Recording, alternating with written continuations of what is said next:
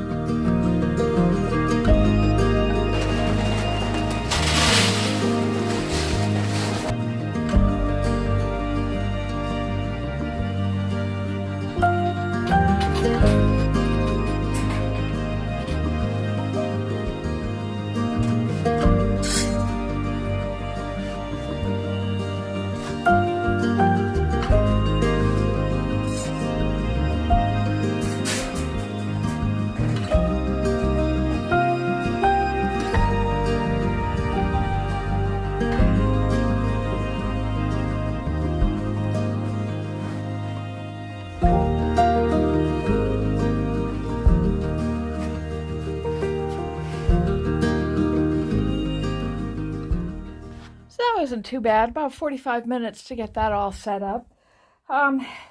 These are very large cages for rabbits.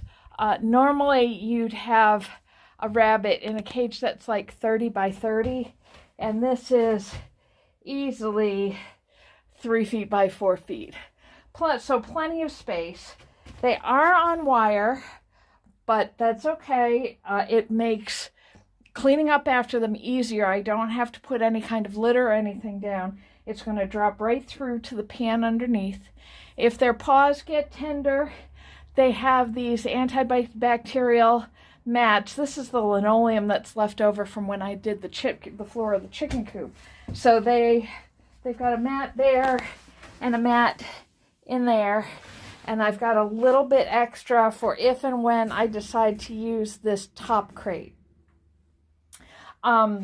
For right now, I'm not going to. I'm going to put both the girls in together because they're young enough that they're still going to get all on.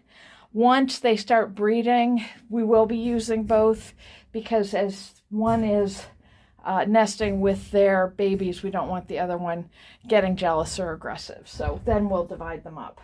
But these were dog crates, and they were designed to be stacked, so it's pretty steady. If I really am worried about stability, I can just bolt this to the wall here, and I may come back and do that at some point.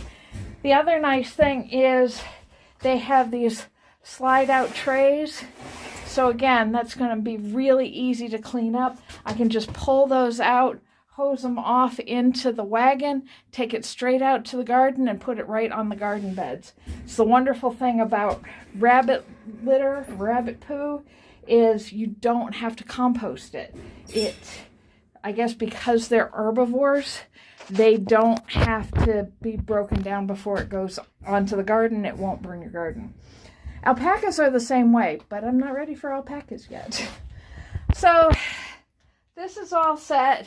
But I'm kind of liking having the rabbits in the house. But I gotta move them. So I have to get back to work first. So let's get back to work. I'll clean up this last little bit and we'll bring the rabbits out afterwards.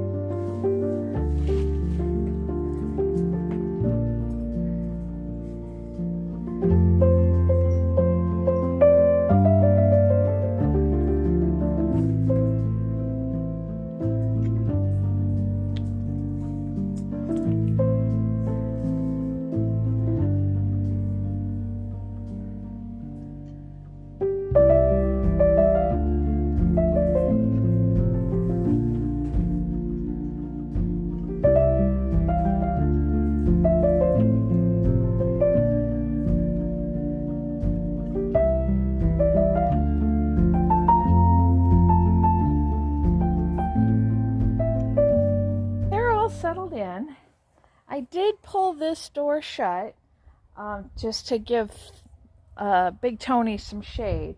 I lost a black rabbit once because I left it out in the sun and it overheated and died very, very quickly. So I don't want to risk doing that again. So there's plenty of light coming in for them, but there's also plenty of shade. I am going to have to do something. There are some paper wasps that are trying to set up shop in here as well. So I may have to take them all out at some point and spray the place just to make sure that that's not going to be a problem. Because if I'm coming in and out of here all the time to check on the rabbits, to check on the pullets when they get here, that's not going to work out well for any of us. So, but everybody seems to be adjusting pretty well to their new space. The girls are all over the place. They are just exploring like crazy. I don't know how well you can see that, but they seem pretty happy. And at night I'll shut these doors to keep out any predators and any weather. So, and we'll have it open during the day so they get plenty of fresh air. So I think this is going to work out pretty well. I've run it by my rabbit expert and Crow approves, so I think we're in good shape. We may have to look into getting some solar powered fans for the summer because it does get warm in there. And rabbits can deal with extreme cold, but they don't do well in extreme heat. So we'll definitely want to make sure we've got good ventilation going for them. But that takes care of the rabbits. Now we just have to wait for everything else to happen. So until that happens, I guess we're going to move on to gardens.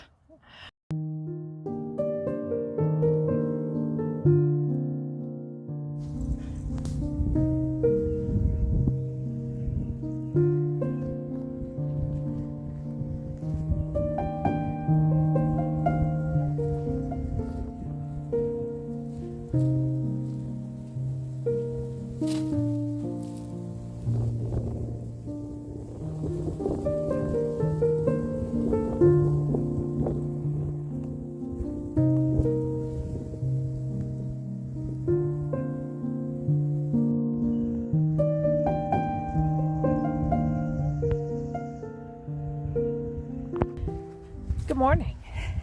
It's another beautiful day, which means it's time to get some work done. Today I have two projects and a bit of an adventure. The projects are, I need to get this turkey vulture flying over, checking out the chickens. Ooh.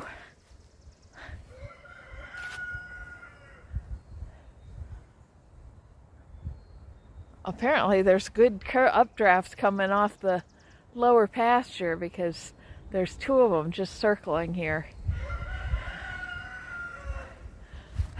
As I was saying, I need to get the chicken run door on the tractor put in. We're really struggling with getting the chickens in at night, making sure somebody's always here to make sure they're locked up. So, yes, James, by having the automatic chicken door in, it will protect the chickens and make our lives a little easier. So, and then job number 2 is I need to get the first bin on the compost bin set up because I've got a lot of detritus that can't go into the chicken tractor on steroids, so I need to get a place to get them out of my shed, out of my fridge, and out of the compost pile.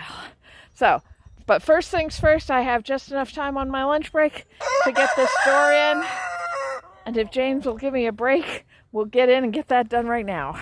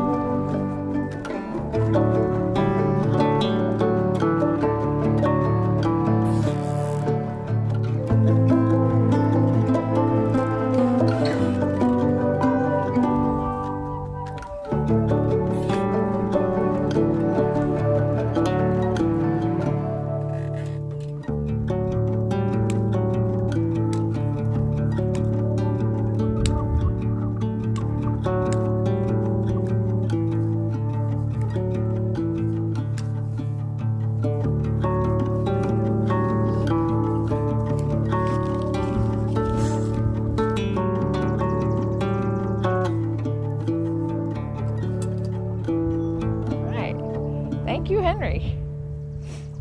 So that was easy enough. I still have to program it.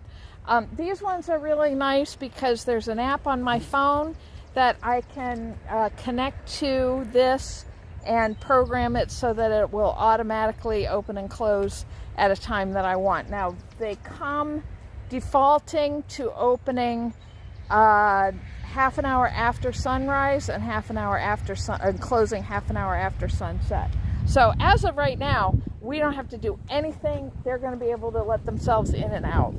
I do want to come back out with some duct tape. The wire is loose behind, and there's not really any way to attach it to keep it from poking at the chickens and leaving big open spaces on either side of the door frame there. So I'll just duct tape it into place, and that'll protect them. The other thing I need to do, we had a little bit of excitement the other day. It's been very windy here the last couple of days, and Sunday afternoon we had such a gust of wind that it picked the coop up, blew it through this yard, over this fence, through that yard, and over that fence until it was knocked up against the big shed. So that was a surprise for everybody involved and invoked a certain amount of chaos as chickens were then able to get out of the loose fences. So we were doing a lot of running around for about half an hour. But we got everything back in place, but the tractor came with these nails, which I didn't put down because I wanted to be able to move it around, but I don't want it to move around quite that much. So I am going to nail it into place before we're done here. And then we'll move on to our next project.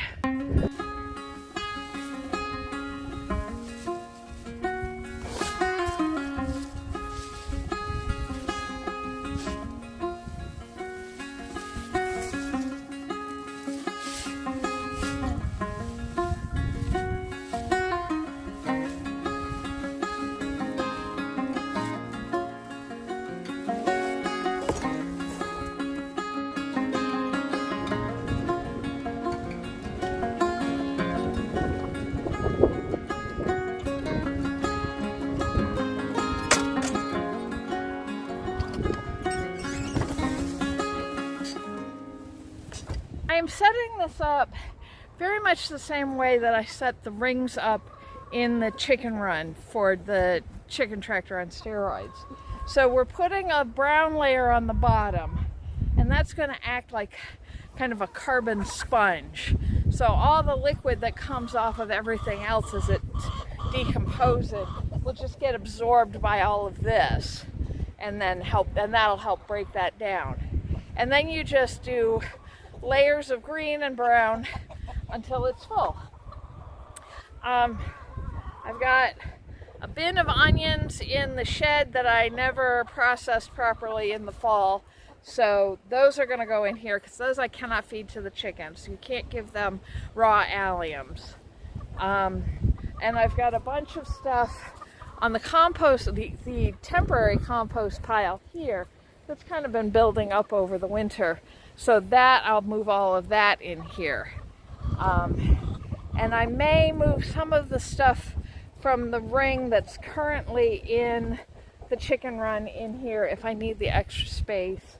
And it's time to start cutting grass, so I can put all the grass clippings in here. So all that stuff. I also need to clean out the chicken coop from the deep bedding that they've used all winter. So that's browns and greens. Technically the chicken poo counts as a green because it's high in nitrogen. So all of that can go in here.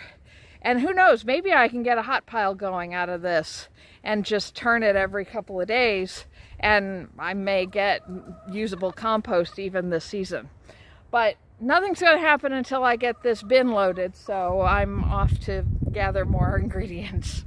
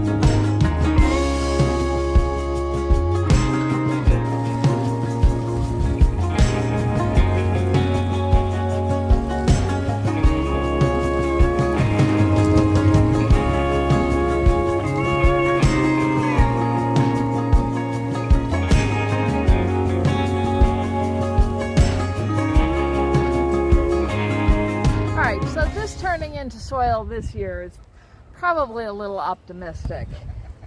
I never cut up these tomato vines from last year, so they're going to break down real slow.